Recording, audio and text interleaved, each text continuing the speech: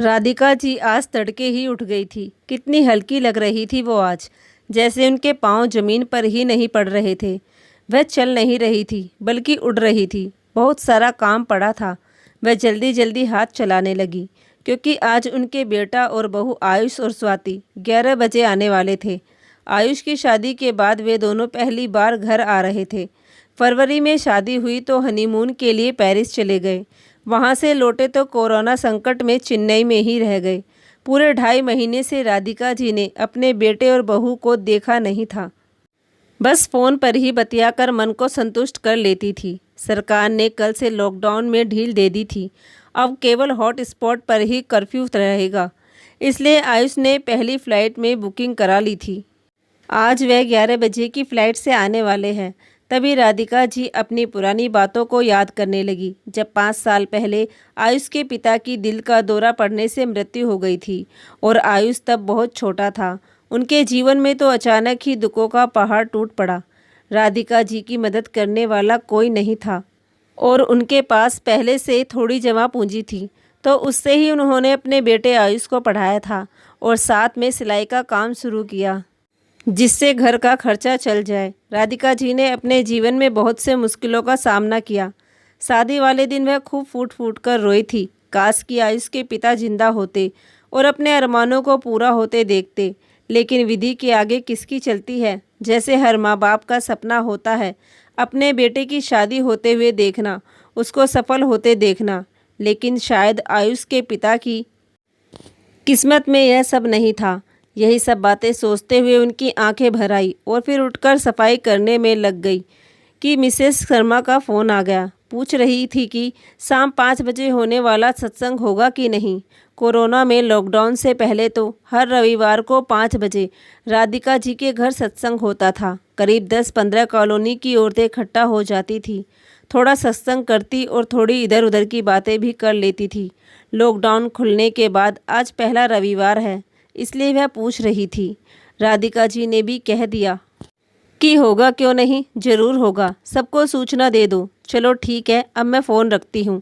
इतना बोलकर राधिका जी ने फ़ोन रख दिया। अब राधिका जी ने साफ़ सफाई करके सबके लिए नाश्ता तैयार किया। खाने की आधी तैयारी कर ली। फिर नहा धोकर 11 बजे तैयार हो गई और बेटे बहू के आने का इंतज़ार करने लगी। 11:15 बजे आयुष का फ़ोन आ गया। प्लेन लैंड हो चुका था। 12 बजे के आसपास दोनों घर आ गए। दोनों ने राधिका जी के पैर छुए। राधिका जी ने दोनों को गले लगा लिया। स्वाति को तो कस के भींच लिया था। राधिका जी ने कहा कि तू मेरी बहू नहीं, मेरी बेटी है और मैं तेरी सास नहीं, माँ हूँ। नई बहू स्वाति ने भी मुस्कुराकर हामी भर दी। फिर राधिका जी बोली, चलो बेटा, अब तुम लोग फ्रेश हो जाओ, मैं तुम्हारे लिए नाश्ता लगा देती हूँ। दोनों अपने कमरे में चले गए और सुस्ताने लगे। इतने में राधिका जी ने आवाज़ लगाई, बेटा आयुष, नाश्ता तैयार है, आ जाओ। कमरे से ही स्वाति की आवाज़ आई, हमने तो प्लेन में ही नाश्ता कर लिया था माँ जी, अभी भूख नहीं है।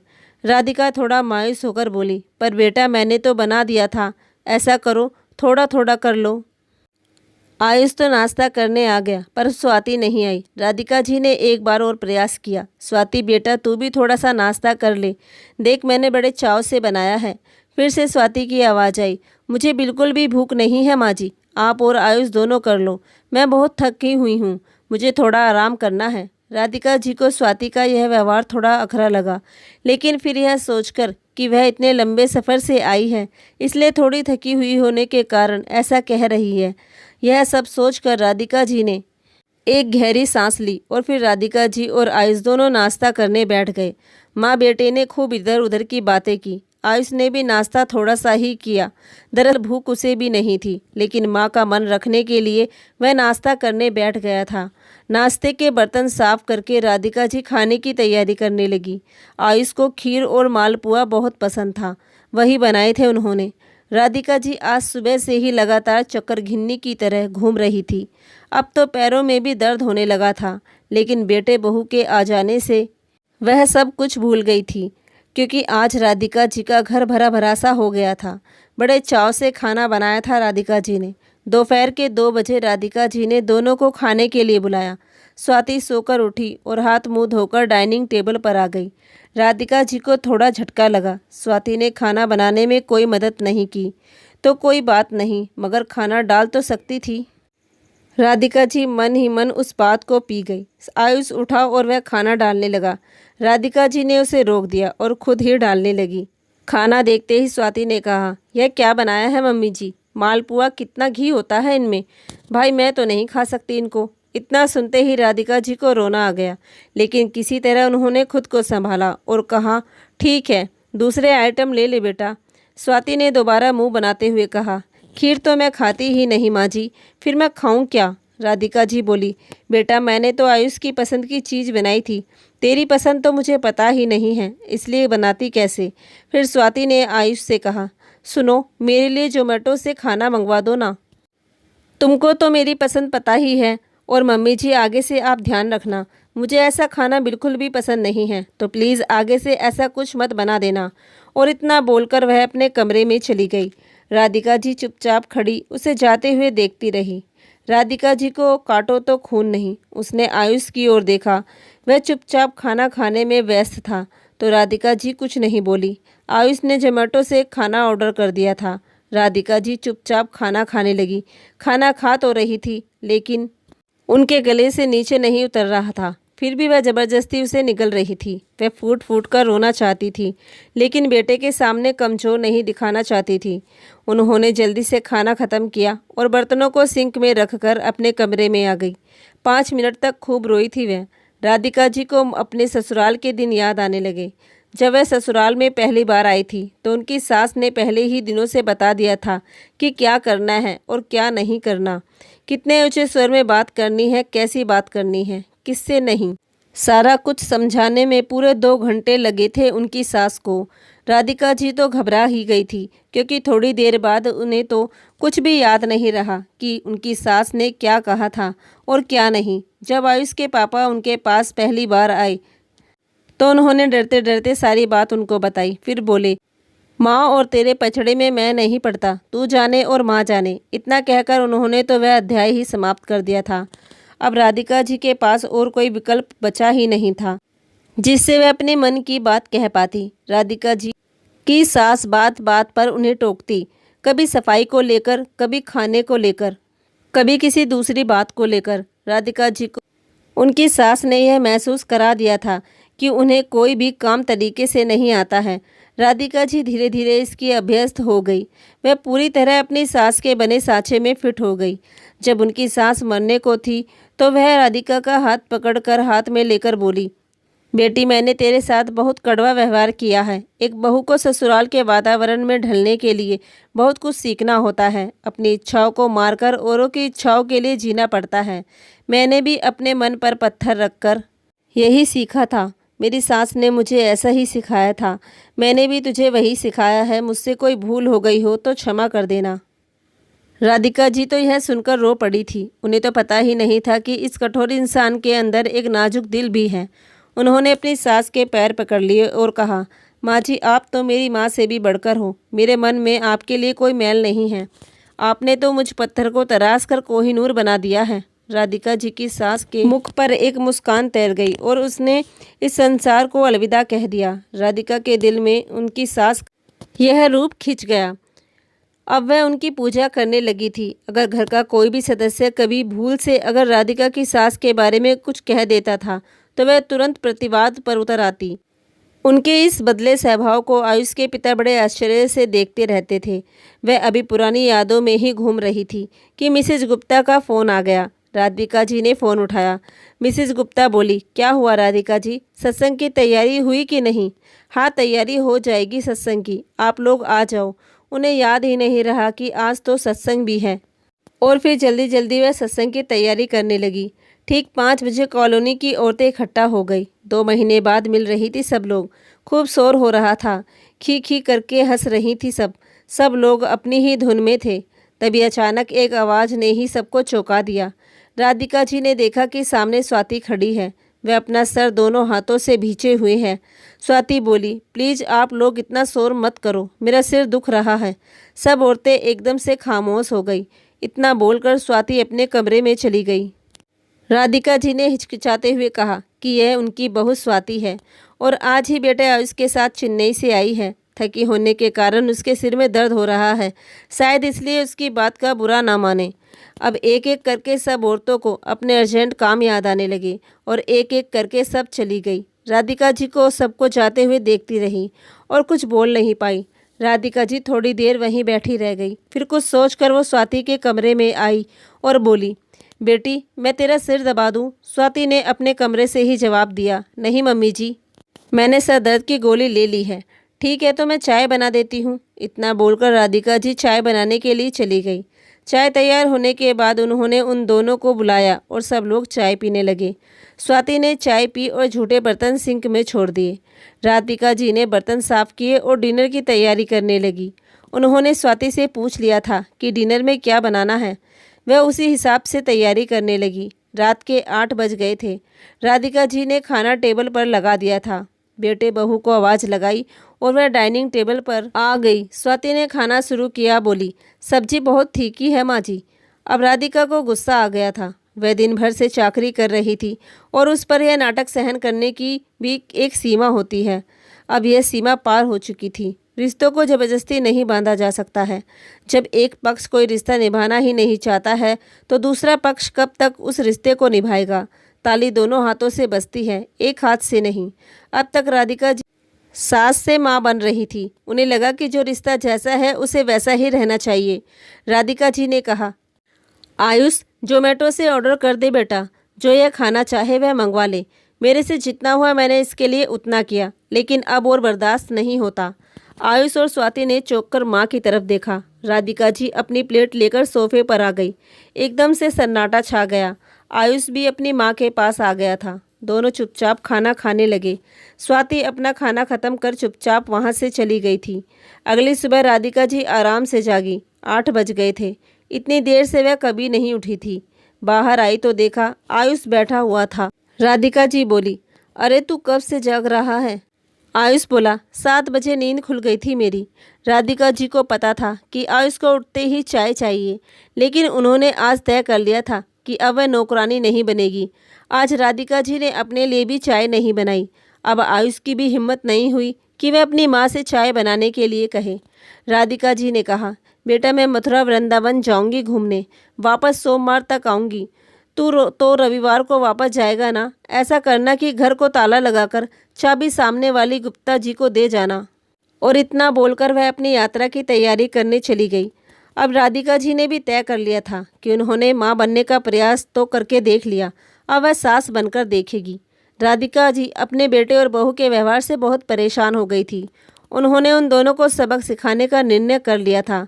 इसलिए उन्होंने सुबह ही कह दिया था कि वह मथुरा वृंदावन घूमने जाएगी। इस घोषणा से आयुष सख्ते में आ गया।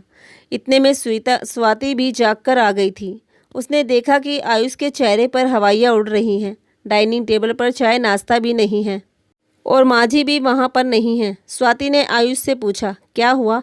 तुम इतने परेशान क्यों लग रहे हो? और अभी तक चाय नाश्ता भी नहीं बना? अब पहली बार आयुष के स्वर में तीखापन था। अगर चाय नाश्ता करना था तो जल्दी जगती और बना लेती। स्वाति ने आश्चर्य से आयुष को देखा, जैसे यह कोई दूसरा आदमी हो। फिर स्वाति बोली, तुम तो जानते हो आयुष कि मैं 8 बजे से पहले नहीं जगती हूँ और मुझे जागते ही चाय चाहिए। जाओ मेरे लिए चाय बना दो प्लीज़। आयुष ने कहा, अब अपनी आदतें बदल डालो डार्लिंग, अब तुम्हारी शादी हो गई है। ये मायका नहीं है, ससुराल है। तुम यहाँ की बहू हो, बेटी नहीं। माँ ने तुमको कल तक बेटी का खूब प्यार दिया था, लेकिन तुमने उन्हें क्या दिया? दुख, संताप, क्लेश, पीड़ा के अलावा। तभी स्वाति भड़कते हुए बोली, मैंने ऐसा क्या कर दिया जो तुम मुझ पर इल्ज़ाम लगाए जा रहे हो? मुझे वह खाना पसंद नहीं आया तो मैं उसे कैसे खाती? उन्हें वह खाना बनाना ही नहीं चाहिए था। एक बार मुझसे पूछ लेती कि क्या बनाऊं खाने में, तो कौन सी वह छोटी हो जाती। लेकिन वह तो सासू माँ है ना, वह क्यों पूछेगी? खाना है तो खाओ, नहीं तो भूखे मरो। अब इस बात पर माँ जी नाराज हो तो मैं क्या करूं? स्वाति गुस्से में बिफर पड़ी।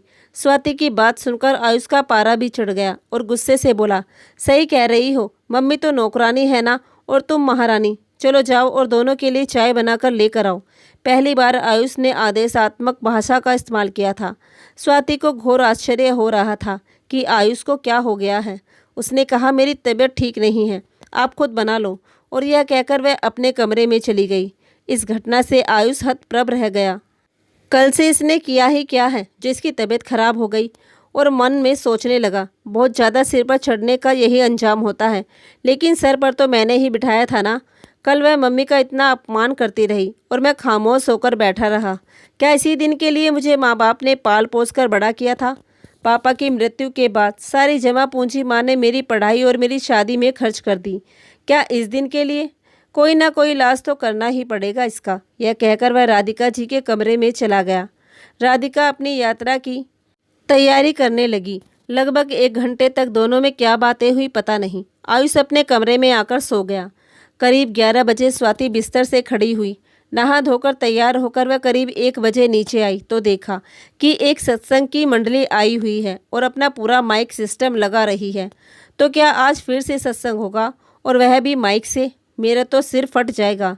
वह पैर पटकती हुई अपने कमरे में गई और आयुष को जगाया। आयुष, देखो जरा नीचे जाकर, माँ जी ने सत्संग वालों को फिर से बुलवा लिया है और पूरा साउंड सिस्टम भी साथ लाए हैं। वह इतने शोर में मैं कैसे रहूँगी? मेरे तो सर दर्द से फट जाएगा।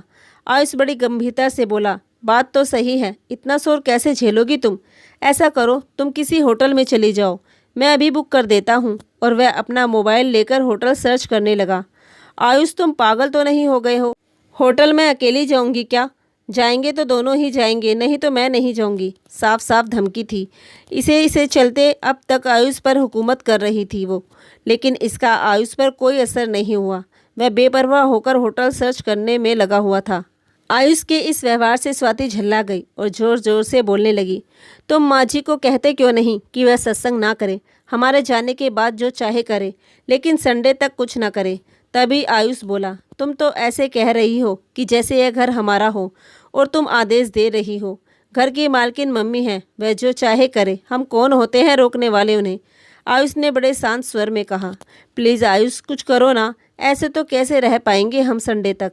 आयुष मन ही मन मुस्कुराने लगा और सोचने लगा, तीर सही जगह लगा है। फिर बोला, ऐसा करता हूँ कि मैं तुम्हारा टिकट आज की ही फ्लाइट से करवा देता हूँ, तुम चेन्नई चली जाओ। ये तुमको क्या हो गया है आयुष, मैं अकेली जाऊँगी क्या? हैरान होते हुए स्वाति ने कहा। इतने में नीचे से भजनों की तेज तेज आवाज़ आने लगी। स्वाति एकदम से चिढ़कर बोली, सुना तुमने? कितना कान फाड़ू शोर हो रहा है, मेरा तो सर फट जाएगा। तभी आयुष बोला, ऐसा करो, एक सिर दर्द की गोली लो और सो जाओ, मैं तो भजन सुनने नीचे जा रहा हूँ। और वह जाने लगा। स्वाति वहीं धम से पलंग पर बैठ गई। इधर राधिका जी ने केवल अपने लिए ही खिचड़ी बनाई थी और खा ली थी। आयुष और स्वाति दोनों सुबह से भूखे ही थे। आज आयुष ने भी कोई ऑर्डर नहीं किया था। वह भजन मंडली में आकर बैठ गया और भजनों का आनंद लेने लगा। उधर स्वाति शोर से वैसे ही परेशान थी। उस पर सुबह से कुछ भी नहीं खाया था उसने, इसलिए और भी परेशान हो गई थी। परंतु सबसे बड़ी परेशानी तो आयुष के बदले व्यवहार से थी। स्वाति सोचने लगी, अब क्या करूं? उसने आखिरी हथियार चलाया। आयुष को फ़ोन करके अपने पास बुलाया और कहा कि उसे बुखार आ रहा है। आयुष ने उसका हाथ छुआ तो लगा हल्की सी हरारत है। वह उसे लेकर अस्पताल चला गया। इधर राधिका जी ने अपने मोहल्ले की सब औरतों को बुला लिया। सब औरतों ने खूब डांस किया, भजनों का आनंद लिया। शाम तक चलता रहा ये कार्यक्रम। उधर आयुष स्वाति को लेकर जब अस्पताल पहुंचा और फिजिशियन को दिखाया तो उसने फूड पॉइजनिंग का बताया और पूछा कि कल क्या खाया था। जब उनको यह बताया कि कल दोनों टाइम खाना बाहर से मंगवाया था तो डॉक्टर ने कहा, यह बाहर का खाना बिल्कुल बंद करना होगा। आज केवल खिचड़ी और दलिया लीजिए, एक बार फिर से मुझे दिखाइए और यह दवाई ले लेना। उसे पर्चा पकड़ाते हुए डॉक्टर ने कहा। दोनों घर आ गए। स्वाति को भूख लग रही थी लेकिन खाने को कुछ नहीं था। क्या करे वह? माँ जी से कैसे कहे खिचड़ी बनाने को? उसने कतार नेत्रों से आयुष की ओर देखा। आयुष ने हाथ खड़े कर दिए और बोला, मम्मी से तुम ही कह दो खिचड़ी बनाने को। और वह सत्संग में बैठ गया। भूख तो उसे भी बहुत तेज लग रही थी, लेकिन कल मम्मी को उसने जो हट किया था तो आज उपवास तो करना पड़ेगा ना। अंत में स्वाति ने राधिका जी से कहा, माँ जी, डॉक्टर ने फूड पॉइजनिंग बताया है और केवल खिचड़ी दलिया ही खाने के लिए कहा है, तो बना लो और खा लो। राधिका जी ने स्पष्ट कह दिया। फिर स्वाति बोली, मुझे नहीं आता बनाना मम्मी जी। तो राधिका जी बोली, जोमेटो से मंगवा ले, तुझे तो जोमेटो वाला खाना बहुत पसंद है ना। डॉक्टर ने बाहर का खाना खाने को मना किया है माँ जी।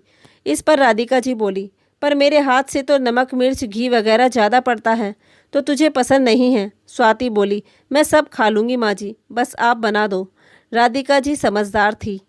रस्सी को ज़्यादा खींचने से भी वह टूट जाती है, इसलिए आज का सबक इतना ही काफ़ी है। ऐसा सोचकर वह खिचड़ी बनाने चली गई। आयुष और स्वाति को आवाज़ देकर डाइनिंग टेबल पर बुला लिया। स्वाति जाकर डाइनिंग टेबल पर प्लेट वगैरह लगाने लगी। दोनों ने भरपेट खिचड़ी खाई थी। खिचड़ी अच्छी भी लग रही थी। स्वाति बोली, माँ जी खिचड़ी बहुत अच्छी बनी थी, मुझे भी सिखा दीजिए ना। शाम को जब बनाऊंगी तब तू भी साथ रहना, ऐसे बताने से काम नहीं चलेगा। ठीक है माँ जी। खिचड़ी खाकर वह बर्तन सिंक में रख रही थी कि राधिका जी ने कहा, तेरे झूठे बर्तन कौन साफ करेगा? कल तो मैंने कर दिए थे, लेकिन आगे से नहीं करूँगी, इसलिए बर्तन को साफ करके ही जाना। और यह बोलकर राधिका जी सत्संग में बैठ गई। शाम को जब राधिका जी खिचड़ी बनाने लगी तो स्वाति भी आ गई और वह भी हाथ बटाने लगी। स्वाति ने कहा, कल मेरे मम्मी पापा आ रहे हैं माँ जी। राधिका जी ने हैरानी से पूछा, क्या तूने उन्हें बुलाया है? हाँ माँ जी, उनके साथ चली जाऊंगी, जब वापस नौकरी पर जाना होगा तब आ जाऊंगी। स्वाति ने कहा। राधिका जी बोली, यह मेरा घर है, कोई धर्मशाला नहीं जो जब चाहे आ जाए और जब चाहे चला जाए, समझी? तेरे मम्मी पापा को किसी होटल में ठहरा दे। और हाँ, अगर इस घर में रहना है तो घर के सदस्य की तरह रह, मेहमान की तरह नहीं।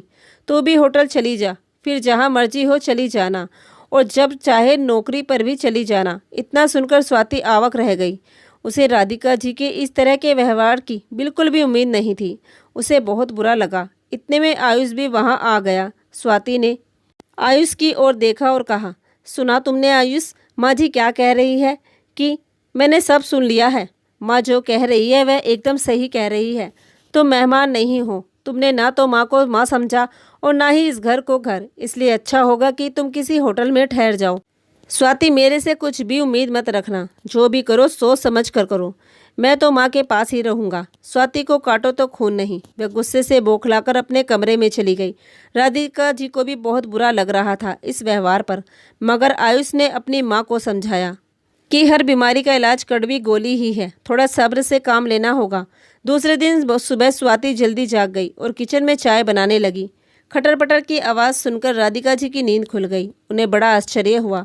इतने में आयुष भी वहां आ गया। राधिका जी ने उससे इशारे से पूछा तो वह राधिका को अलग लेकर गया और कहा, कल इसने अपनी माँ से बहुत सारी बातें की थी। अंत में यही निष्कर्ष निकला कि जैसा माँ चाहे वैसा ही करने में भलाई है, बस उसी का परिणाम है ये। आयुष के होठों पर मुस्कान थी।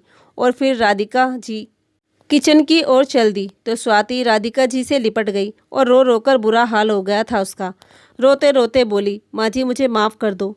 राधिका मोम की तरह पिघल गई। उसे चुप करते हुए बोली, नहीं मेरी बच्ची, रोते नहीं। मुझे यह सब करने को मजबूर कर दिया बेटी, मेरे पास और कोई विकल्प नहीं बचा था।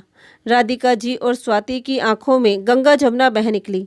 दोनों के आंसू मिलकर प्रयागराज बन रहे थे। आयुष भी आकर दोनों से लिपट गया और सब खुशी खुशी अपने घर में रहने लगे। तो दोस्तों, ये कहानी आप लोगों को कैसी लगी कमेंट में लिखकर ज़रूर बताना। और अगर कहानी पसंद आई हो तो प्लीज़ हमारे चैनल को ज़रूर सब्सक्राइब कर लेना। धन्यवाद।